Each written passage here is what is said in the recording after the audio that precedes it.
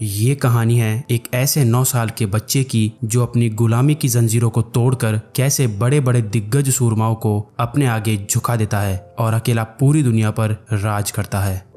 कहानी की शुरुआत साल 1172 से होती है, जहां हम अभी के नॉर्थ वेस्टर्न चाइना के इलाके को देखते हैं, जिसे उस समय टेंगोट किंगडम कहा जाता था। यहाँ बहुत सारे मंगोलियन ट्राइब्स के ग्रुप्स रहते थे, जिनके लीडर्स को खान कहते थे। इन ट्राइब्स के खानों की आपस में बिल्कुल भी नहीं बनती थी, क्योंकि सभी को पावर की भूख थी, जिसके कारण इनके बीच अक्सर लड़ाइयाँ होती, जिसमें दोनों तरफ के कई लोग मारे जाते थे। मंगोलों की दुनिया में कोई नियम कानून नहीं होते थे, इसलिए इन्हें एक सुप्रीम खान की सख्त जरूरत थी, ताकि ये सभी लोग एकजुट होकर रह सके। अगले सीन में हमें एक आदमी को दिखाया जाता है जिसका नाम यसुई था। यसुई चाइना के वेस्ट साइड का एक छोटा मोटा खान था। यसुई अपने आदमियों और अपने बेटे तैमुजिन के साथ एक सफर पर निकला था, ताकि वो अपने बेटे के लिए पत्नी ढूंढ सके। रात होते ही वो आराम करने के लिए अपने दोस्त की ट्राइब पर रुक जाते हैं। तभी सुबह जब तैमुजिन अपने घोड़े पर रस्सी बांध रहा होता है, तो उसके पास एक लड़की आती है जिसका नाम बोटे था। वो उससे उसका नाम पूछती है और यहाँ आने का कारण पूछती है, जिस पर तैमुजिन उसे अपना नाम बताता है और कहता है कि वो अपने पिता के साथ उसके लिए अच्छी वाइफ ढूंढने आया है। तभी बोटे उसे कहती है कि तुम्हें मुझसे ही शादी करनी चाहिए, और ये कहकर वहाँ से भाग जाती है। रात को तैमुजिन जब अपने पिता से इस मामले में बात करता है, तो उसके फादर कहते हैं कि मुझे तुम्हारे लिए एक ऐसी वाइफ चाहिए जो सबसे ताकतवर ट्राइब से हो। लेकिन तभी तैमुजिन कहता है कि मैं खुद ही अपने लिए लड़की ढूंढना चाहता हूँ, जिस पर उसके पिता मान जाते हैं। अगले दिन सुबह यसुई उस ट्राइब की सभी लड़कियों को लाइन में खड़ा करता है और लड़कियों के पैरों को गौर से देखता है, क्योंकि उन्हें लगता था कि मजबूत पैरों वाली लड़की ही अपने पति को खुश रख पाती है। इसके बाद तैमुजिन एक एक करके सभी लड़कियों को देखता है और लास्ट में बोटे को ही पसंद करके अपनी पत्नी चुन लेता है। फिर उन दोनों की शादी हो जाती है, लेकिन ट्राइब्स के नियम अनुसार वो आने वाले 5 साल तक एक साथ नहीं रह सकते थे। जैसे ही उन लोगों का वहाँ से जाने का समय होता है, तैमुजिन बोटे को एक नेकलेस गिफ्ट देता है और जल्द ही वापस आने का वादा करता है। यहाँ से वो सब लोग आगे के सफर के लिए रवाना हो जाते हैं। थोड़ा सफर तय करने के बाद वो एक जगह पर आराम करने के लिए रुकते हैं, लेकिन इस बार वो थोड़े चौकन्ने थे, क्योंकि उनके ठीक सामने दूसरे खान के ट्राइब के लोग बैठे थे। थोड़ी देर बाद वो खान दोस्ती का हाथ आगे बढ़ाते हुए अपने एक आदमी को यसुई के लिए एक कटोरी में दूध देकर भेजता है। यसुई वो दूध की कटोरी स्वीकार कर लेता है और बदले में उसके लिए भी एक दूध की कटोरी भेजता है। तभी यसुई के आदमी यसुई को वो दूध खुद पीने से पहले अपने किसी नौकर को पिलाने के लिए कहते हैं, लेकिन यसुई ऐसा नहीं करता और दूध पी जाता है, ताकि उस सामने वाले खान का विश्वास बना रहे। दूसरी तरफ का खान भी यसुई का भिजवाया हुआ दूध पी जाता है। कुछ समय बाद जब वो आगे का सफर जारी रखते हैं, तो अचानक रास्ते में यसुई के सीने में बहुत तेज दर्द होने लगता है, जिसके कारण वो अपने घोड़े से नीचे गिरकर मर जाता है। ये साफ था कि उस खान ने यसुई की ईमानदारी का फायदा उठाया और भिजवाए हुए दूध में जहर मिला दिया। तभी तैमुजिन अपने पिता के पास जाता है, लेकिन उसके साथ वाले लोग वहाँ से जाने की तैयारी कर लेते हैं, क्योंकि ट्राइब्स की परंपरा के मुताबिक उन्हें किसी ताकतवर और मजबूत लीडर को ही फॉलो करना चाहिए। जिसके बाद तैमुजिन अपनी माँ के साथ अपने पिता का अंतिम संस्कार करता है। अगले सीन में हमें दिखाया जाता है कि यसुई का सबसे खास सैनिक टारगुटाई यसुई की बहुत सारी भेड़ बकरियों और उसके घर पर कब्जा कर लेता है, जिससे गुस्से में आकर तैमुजिन की माँ उसे बद्दुआ देते हुए कहती है कि तुम्हारी मौत मेरे बेटे के हाथों ही लिखी है, याद रखना। टारगुटाई ये सुनकर चिंता में पड़ जाता है, इसलिए वो उसी समय तैमुजिन को मारने का फैसला करता है। लेकिन मंगोलों के रीति रिवाज के अनुसार किसी को मारने से पहले वो उसकी हाइट को अपने रथ के पहिए से नापते थे और कभी भी बच्चों को नहीं मारते थे।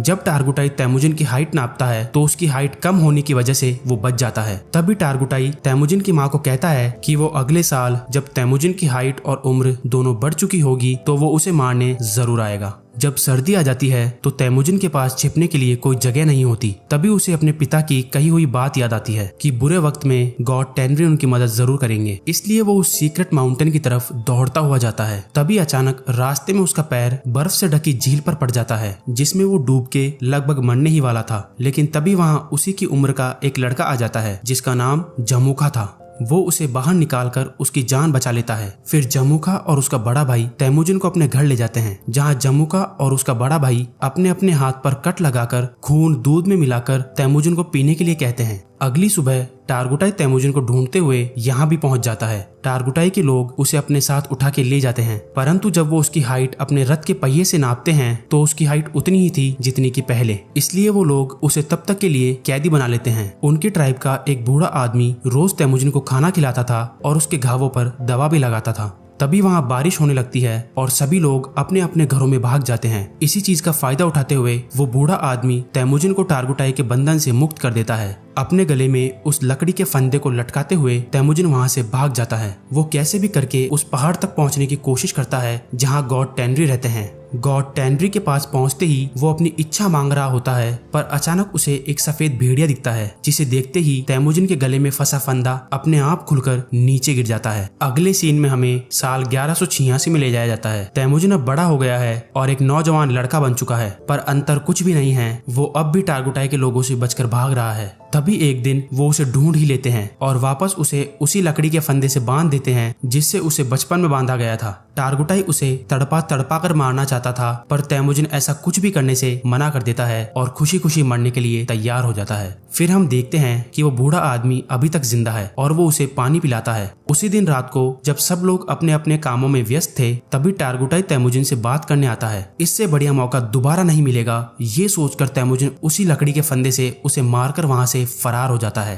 अब वो खान बनने के लिए बिल्कुल तैयार था। पहले वो अपनी बचपन की वाइफ बोटे से मिलने जाता है। बोटे अब बड़ी हो चुकी थी और खूबसूरत भी। तैमुजिन बोटे को वहाँ से लेकर अपनी माँ और बहन के पास जाता है। दोनों उन्हें देखकर बहुत खुश होती है। कई दिनों तक अब वो अपनी जिंदगी सुखी होकर जीते हैं।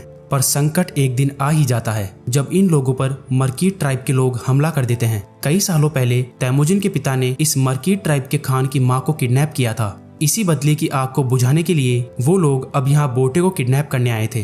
तैमुजिन और बोटे वहाँ से भागने की पूरी कोशिश करते हैं। मरकीट खान बोटे को अपनी वाइफ बनाना चाहता है, इसीलिए वो उसे किडनैप कर लेता है। अब वहीं दूसरी तरफ तैमुजिन अपनी वाइफ को वापस लाने की कसम खा लेता है, लेकिन वो अकेला ही ये काम करने के लिए काफी नहीं था। इसलिए वो अपने खून वाले भाई जमुखा के पास जाता है और उससे मदद मांगता है, क्योंकि जमुखा भी अब एक दमदार ट्राइब का खान बन चुका था। जमुखा हमला करने के लिए तैयार था, लेकिन वो 1 साल का समय मांगता है। धीरे धीरे करके 1 साल का समय भी निकल जाता है। अब वो दोनों भाई अपनी सेना लेकर मरकीट ट्राइब पर धावा बोल देते हैं। मरकीट ट्राइब के सभी लोगों को मारने के बाद वो उनका जरूरी सामान अपने अंडर में ले लेते हैं। वहीं तैमुजिन बोटे को एक टेंट में देखता है जो कि अब प्रेग्नेंट हो चुकी थी। उसके बावजूद भी वो उसे अपना लेता है। उसी रात ये लोग अपनी शानदार जीत का जश्न मनाते हैं। जब वो लोग तैमुजिन को सामान आपस में बांटने के लिए कहते हैं तो तैमुजिन सिर्फ 10% सामान ही अपने पास रखता है और बाकी 90% लड़ाई में मरे लोगों के परिवार वालों में बांट देता है। जमुखा की ट्राइब के 2 लोग उससे प्रभावित होते हैं और तैमुजिन के साथ जुड़ जाते हैं।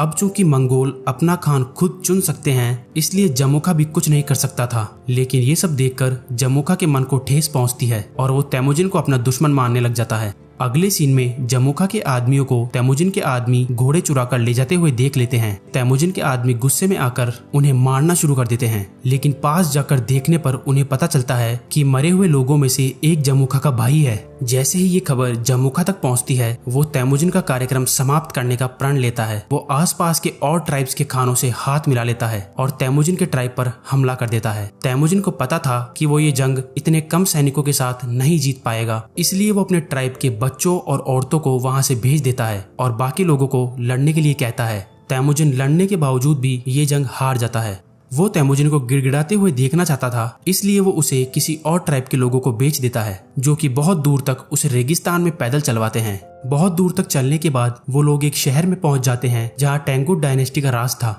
वो तैमुजिन को जमीन पर बिठाते हैं ताकि दूसरे लोग उसे खरीद सके। एक दिन इस डायनेस्टी का राजा इसी बाजार में आया हुआ था और तैमुजिन को देखने के बाद वो उसे खरीदने के लिए राजी हो जाता है, लेकिन राजा के लोग उसे तैमुजिन को खरीदने से मना करते हैं, परंतु फिर भी वो तैमुजिन को खरीद लेता है। अगले सीन में वो तैमुजिन को एक काल कोठरी में कैद करते हैं जो कि शहर के बीचों बीच थी, ताकि जो लोग वहां से गुजरे वो उसे देखकर जोर जोर से हंस सके। इस काल कोठरी में रोज एक मॉन्क आता था जो तैमुजिन से माफी मांगता था। एक दिन तैमुजिन बुद्धिस्ट मॉन्क के सामने एक शर्त रखता है कि अगर तुम मेरी पत्नी को ढूंढोगे तो मैं भविष्य में इस गाँव को बिल्कुल भी नुकसान नहीं पहुँचाऊंगा। इसके बाद वो बुद्धिस्ट मॉन्क रेगिस्तान के रास्ते से होते हुए बोटे को ढूंढने निकल जाता है, लेकिन क्योंकि बुद्धिस्ट मॉन्क बूढ़ा था और गर्मी भी तेज थी, जिसके कारण वो मर जाता है। जब बोटे वहां से गुजर रही थी तो उसे बुद्धिस्ट मॉन्क के पास से वही नेकलेस मिलता है जो उसे तैमुजिन ने दिया था और वो समझ जाती है कि तैमुजिन अभी भी जिंदा है। ये देखते ही वो शहर की ओर निकल जाती है, जहाँ वो देखती है कि तैमुजिन एक पिंजरे में कैद है।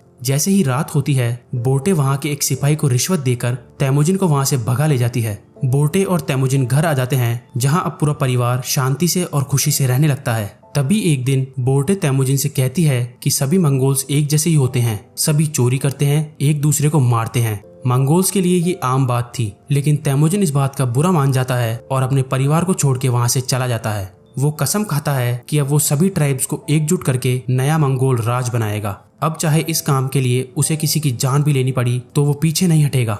यहाँ से सीन कट होता है और हम साल 1196 में पहुंचते हैं, जहां अब तेमुजिन ने सभी ट्राइब्स को एकजुट करके मंगोलों की एक बड़ी सेना बना ली है। अब उसके राजा बनने के रास्ते में सिर्फ एक ही रुकावट है और वो है उसका भाई जमुखा। जमुखा के पास भी बहुत बड़ी सेना थी और वो दोनों अपनी पूरी सेना के साथ लड़ाई करने के लिए मैदान में उतर चुके थे। तेमुजिन भाई होने के नाते जमुखा को समझाना चाहता था, लेकिन जमुखा बिना कुछ सोचे समझे अपने सारे सैनिकों को आक्रमण करने के लिए भेज देता है, जिसके कारण जमुखा के बहुत से सैनिक बेमौत मारे जाते हैं। युद्ध कई घंटों तक चलता है और इस बार तेमुजिन बड़ी ही आसानी से जंग जीत जाता है। तेमुजिन जमुखा समेत उसके कई आदमियों को बंदी बना लेता है और उन्हें मारने के बजाय अपनी सेना में भर्ती कर लेता है। रात में जब तेमुजिन जमुखा से बात करने बैठता है तो उसे बताता है कि ये अपना अपना राज बड़ा करने का लालच आज उन्हें जिंदगी के उस मोड़ पर ले आया है जहाँ वो दोनों एक दूसरे की जान के दुश्मन बन चुके हैं। तभी जमुखा कहता है कि अगर मैं तुम्हारी जगह होता तो तुम्हें उसी वक्त जान से मार देता। तेमुजिन को जमुखा पर तरस आता है और वो उसे माफ करके वहाँ से कहीं दूर जाने को कहता है। तभी हम बोर्टे को देखते हैं जो तेमुजिन से मिलने आती है, जिन्हें देखकर वो बहुत खुश होता है। यहाँ से सीन चेंज होता है और हम तेमुजिन को साल 1206 में देखते हैं, जो इस समय सभी मंगोल्स का खान बन जाता है। अब लोग उसे गेंगिस खान के नाम से जानने लगे थे और उसका दूसरा नाम चंगेज खान भी था। इसके बाद उसने पूरे के पूरे टेंगुट साम्राज्य का खात्मा कर दिया था।